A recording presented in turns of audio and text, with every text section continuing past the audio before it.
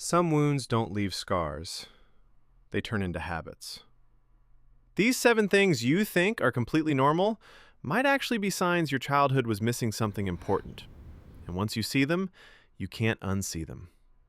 You look fine on the outside, you handle things, you stay strong, but when it comes to your own needs, something feels off, like you learn to ignore them. And the strange part? It feels normal. Because it started in a place where something was missing, and your mind adapted. Those adaptations? They're now your habits. Let's talk about them. The first one, you struggle to ask for help, even when you're overwhelmed. You tell yourself, I've got it. But deep down, you don't expect anyone to show up, so you carry everything alone. Pause for a second. If something heavy happened today, who would you go to? Or would you keep it to yourself? The second habit, you feel guilty for resting. Even when you're exhausted, doing nothing feels wrong, like you always need to be doing more. Because somewhere along the way, your worth got tied to what you do. So you keep pushing, even when your body is tired, even when your mind is tired.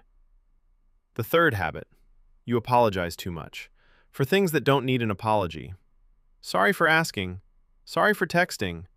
It's automatic, like your presence needs permission. So you try to be smaller, quieter, easier to handle. But you were never too much. You just weren't given enough space. The fourth habit, you don't really know what you feel or what you want. Someone asks, what do you want? And your mind goes blank because you're used to focusing on others, not yourself. Pause again. Right now, what are you actually feeling? Not what you should feel.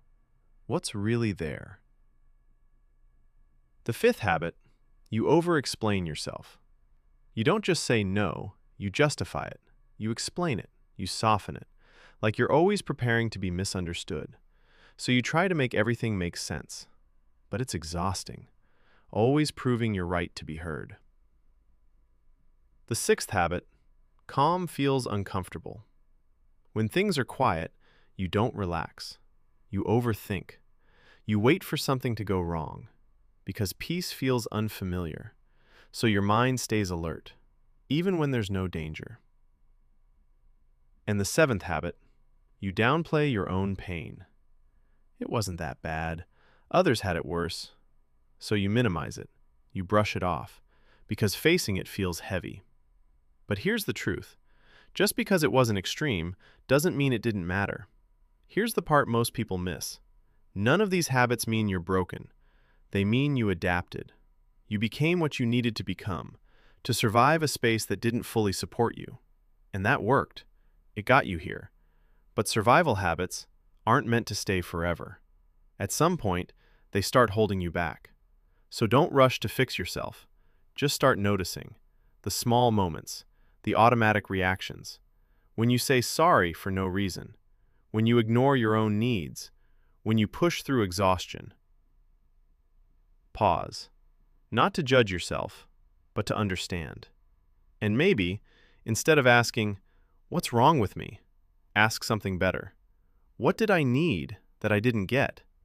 Because that question changes everything. It replaces shame with clarity, and clarity is where healing begins. Slowly, quietly, but powerfully. And if this felt familiar, you're not alone.